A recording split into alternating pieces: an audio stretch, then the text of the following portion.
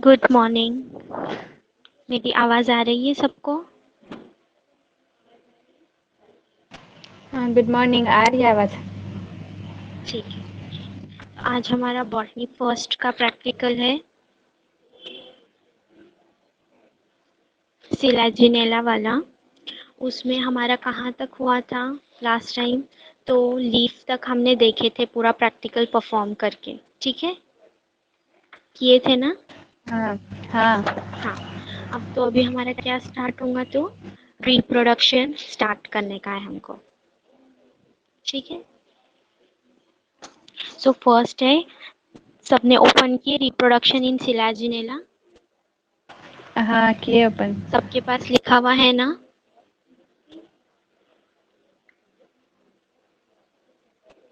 ठीक है। So first है सिलाजिनेला रिप्रोडक्शन बाय 3 मेथड से सिलाजिनेला का रिप्रोडक्शन होता है। फर्स्ट मेथड है वेजिटेटिव रिप्रोडक्शन, सेकेंड है असेक्सुअल रिप्रोडक्शन एंड थर्ड है सेक्सुअल रिप्रोडक्शन। अब फर्स्ट वेजिटेटिव रिप्रोडक्शन भी कितने टाइप से होता है? तो 3 टाइप से होता है। एक फ्रेगमेंटेशन के से होता है, सेकेंड रेस्टिंग स्पोर से होता है और थर्ड एडवांटेशियस ब्रांचेस से होता है। तो फ्रेगमेंटेशन, फर्स्ट देखो fragmentation, the older branches divide, undergo the fragmentation. Each smaller fragment is capable to form a new gametophyte thallus of Selaginella. By the fragmentation, the dead decaying part of Selaginella also removed out. Fragmentation मतलब कैसा कि अगर older part divide होता भी है plant का, तो क्या होता है, वो रीफॉर्म और नया डेवलप होता है। उसका मतलब क्या है? फ्रैगमेंटेशन। मतलब अगर उसमें ओल्डर ब्रांचेस डिवाइड होते हैं तो वो किसके अंडर गो जाता है? तो फ्रैगमेंटेशन के अंडर ग्रो जाता है और नया थैलस फॉर्म करता है। कौन सा थैलस फॉर्म करता है? तो गैमेटोफाइटिक थैलस फॉर्म करता है। समझा फ्रैगमेंटेशन कैसा होता है? यस। हाँ। अभी नेक्स्ट है रेस्टिंग स्पोर्स। रेस्टिंग स्पोर्स में कैसा होता है? During the unfavourable condition the food materials of all plant of sporophyte accumulate mostly at the apical region. जब अनफेवरेबल कंडीशन रहती है तो सारा जो फूड मटेरियल है वो कहाँ पे स्टोर होता है? तो अपाइकल रीजन में स्टोर होता है। ठीक है। और it forms a globular structure known as a resting spores. और वो जो ग्लोब्यूलर स्ट्रक्चर फॉर्म होता है, जो फूड मटेरियल ये स्टोर होने के बाद, तो उसको बोलते हैं रेस्टिंग बर्ड बोलते हैं।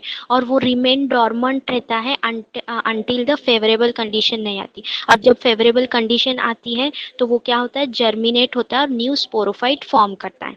समझा? इसमें क्या रहता है, जो ये फूड मटेरियल पार्ट रहता है वो क्या है, इसमें रिप्रोडक्शन करता है। समझा? रेस्टिंग बर्ड क्या रहता है? हाँ। नेक्स्ट है एडवांटेशियस ब्रांचेस के जरिए। During the favourable condition the adventitious branches arises from stem.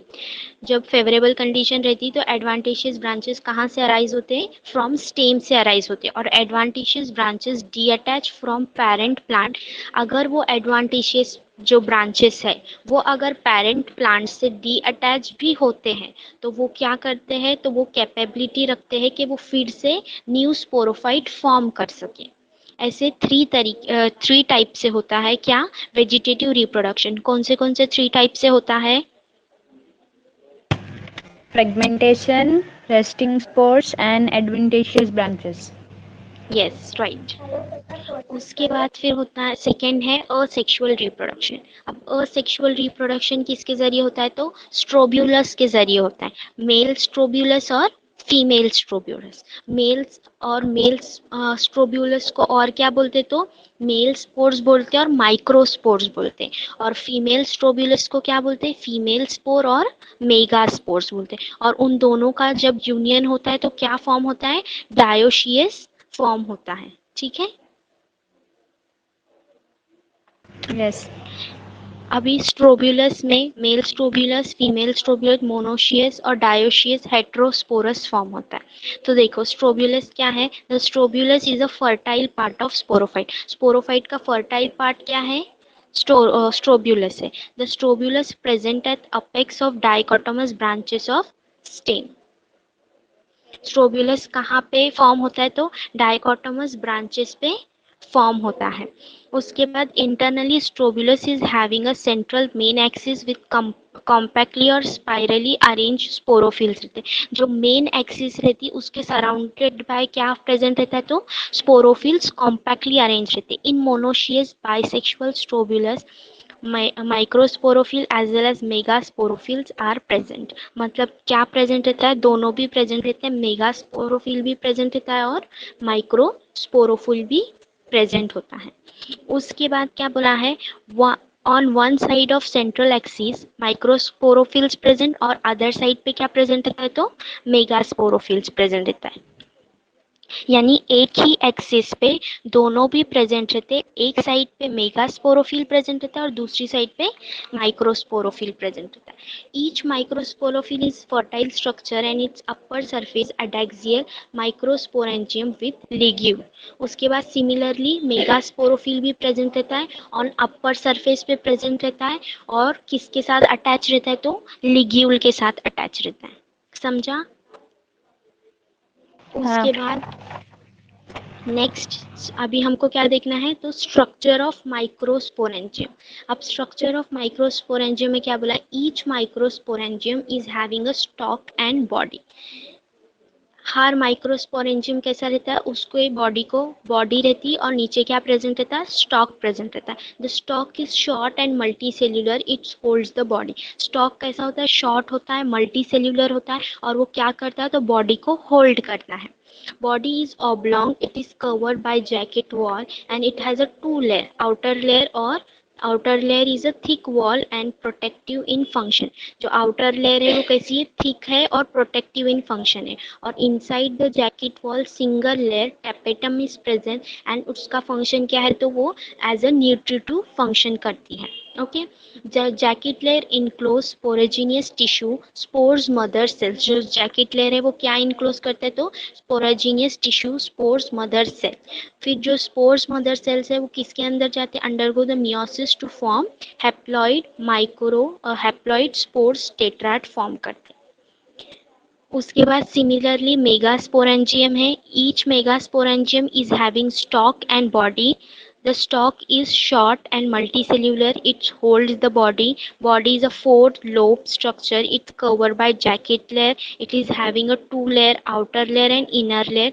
Is a protective in function. Inside the jacket wall, single layer is tapetum is present and it is nutritive in function. The jacket layer enclose the sporangious tissue in spores mother cells और form क्या करते हैं, haploid spores tetrad। दोनों का भी same है, same spores है, same spores है, दोनों में सेम तरह का दोनों का स्ट्रक्चर है। समझा? मेगास्पोर और ये माइक्रोस्पोर्स। समझ में आया? हाँ। और ईच स्पोर्स जो टेट्रा स्पोर है वो क्या, फोर हैप्लॉइड स्पोर्स फॉर्म करते हैं। Formation of haploid spores means the termination of sporophytic generation and beginning of the gametophytic generation. अब वो जो मेगास्पोर और हमारा माइक्रोस्पोर्स था वो अंडरगो मियोसिस में होने के बाद क्या फॉर्म करते, तो वो फोर हैप्लॉइड सेल्स फॉर्म करते, स्पोर्स फॉर्म करते, फोर हैप्लॉइड। जब फोर हैप्लॉइड स्पोर्स फॉर्म होते, इसका मतलब क्या हुआ, टर्मिनेशन ऑफ स्पोरोफाइट जनरेशन और बिगिनिंग ऑफ गैमेटोफाइटिक जनरेशन। समझ में आया? वेजिटेटिव रिप्रोडक्शन और असेक्सुअल रिप्रोडक्शन। वेजिटेटिव रिप्रोडक्शन किसके जरिए होता है, बोलो सब।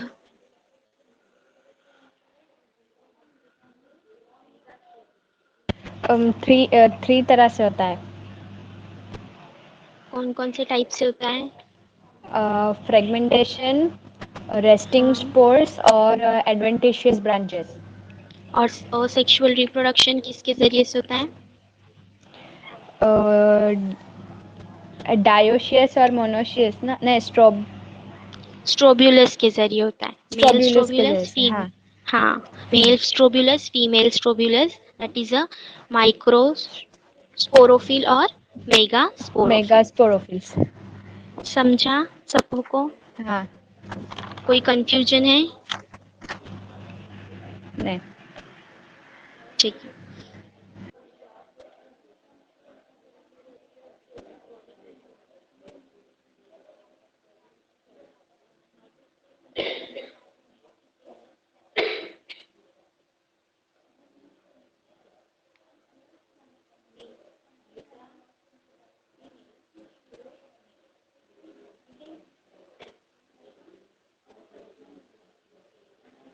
तुम लोग को वीडियो नजर आ रही है?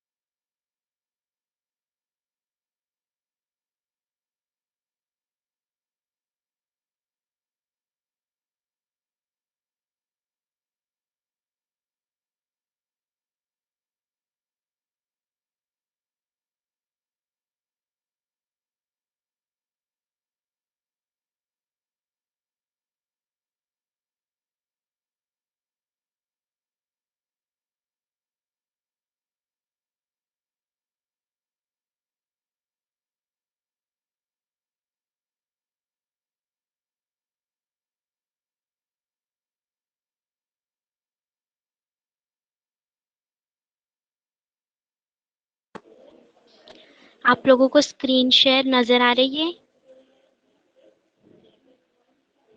हाँ। ठीक है। ये आपको नजर आ रहा है? ग्रीन लीफी हाँ। स्ट्रक्चर। ये क्या है? हाँ। स्ट्रोब्यूलस है। ये देखो, दिख रहा है स्ट्रोब्यूलस कैसा है?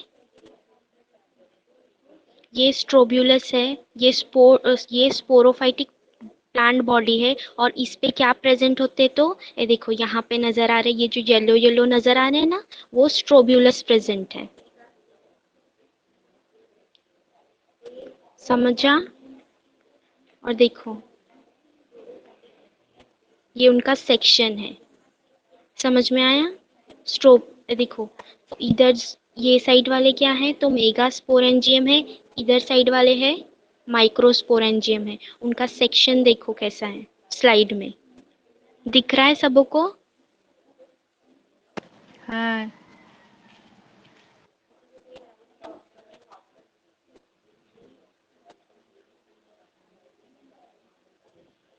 कोई कंफ्यूजन किसी को? जो लास्ट में आए उनको समझा? कि वापस से एक बार बताऊं मैं?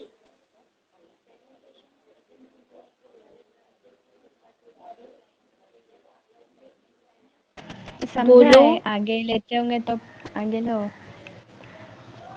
नहीं, इधर तक ही लेना है आज। तुम लोग को वो समझ में आया? वो वीडियो एक्चुअली प्ले नहीं हो रही, वो पूरा परफॉर्म किया हुआ है प्रैक्टिकल, लेकिन वो कॉल के इसमें वीडियो प्ले नहीं हो रही है। मैं तुम लोगों को सेंड करूंगी वो वीडियो, फिर तुम लोग उस पे देखो टीचमेंट पे। हाँ ठीक है। जो लास्ट में है उनको कुछ कंफ्यूजन है आज के प्रैक्टिकल में? हमने सिलाजिनेला के रिप्रोडक्शन पढ़े, वेजिटेटिव रिप्रोडक्शन पढ़े और सेक्सुअल रिप्रोडक्शन पढ़े। वेजिटेटिव रिप्रोडक्शन किसके जरिए होता है तो 3 टाइप से होता है: फ्रेगमेंटेशन, रेस्टिंग स्पोर्स और एडवांटेशियस ब्रांचेस। फ्रेगमेंटेशन में जो भी पार्ट डिवाइड होता है ओल्डर ब्रांच का, वो कैपेबल होता है फिर से गेमेटोफाइटिक थैलस फॉर्म करने का।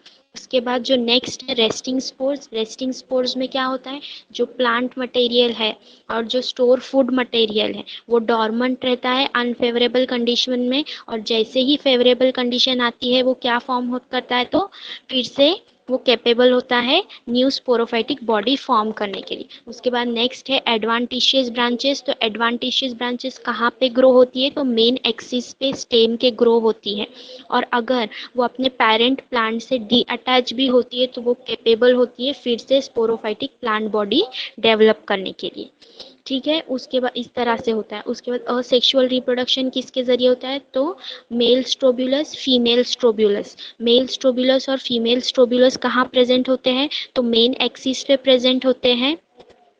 एक साइड पे मेल स्ट्रोब्यूलस प्रेजेंट होता है और दूसरे ही साइड पे फीमेल स्ट्रोब्यूलस प्रेजेंट होता है, एक ही एक्सिस पे होता है। और वो दोनों का क्या होता है? फर्टिलाइजेशन होके फॉर्म करके वो क्या फॉर्म करते हैं? तो टेट्रास्पोर्स फॉर्म करते हैं। मेगास्पोर्स भी और माइक्रोस्पोरेंजियम दोनों टेट्रास्पोर्स फॉर्म करते हैं। और टेट्रास्पोर्स फॉर्म करने के बाद वहाँ पे टर्मिनेशन होता है स्पोरोफाइटिक जनरेशन का और इनिशिएशन होता है गैमेटोफाइटिक जनरेशन का। समझा? कोई कंफ्यूजन है किसी को? सिर्फ आज एक दो ही हमने टाइप के रिप्रोडक्शन पर है, फर्स्ट वेजिटेटिव और सेकंड असेक्सुअल। किसी को कोई कंफ्यूजन है? कोई क्वेश्चन है?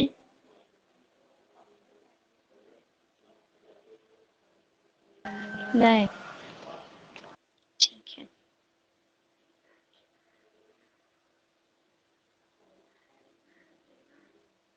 और बाकी के ये इनरोल क्यों नहीं हुए? बाकी के लोग कहाँ हैं? वो लोग प्रैक्टिकल का मैसेज तो की थी ना मैंने पहले ही। यहाँ पे तुम्हारी अटेंडेंस होती है यहाँ, जब जब तुम प्रेजेंट रहते तो। और अगर तुम्हारी अटेंडेंस रहेंगी तो ही तुमको एग्जाम में अलाउ किया जाएगा। सो प्लीज रोज अटेंड करते जाओ लेक्चर्स जो भी है। बाकी के लोगों को भी बोलो कि इनरोल करो जितना जल्दी हो सके। हाँ। और बॉटनी सेकेंड के प्रैक्टिकल के लिए भी सेम लिंक पे ज्वाइंट होना है और थर्ड के लिए भी। कल होगा बॉटनी 2 का। हाँ, बॉटनी 2 का कल होगा सेम टाइम पे। ठीक है। ठीक है। और कोई कंफ्यूजन?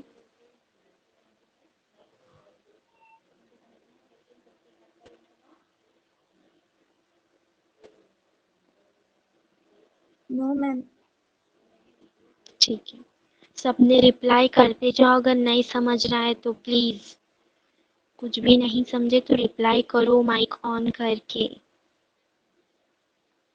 कुछ भी कंफ्यूजन है तो पूछो। ठीक है। ठीक है।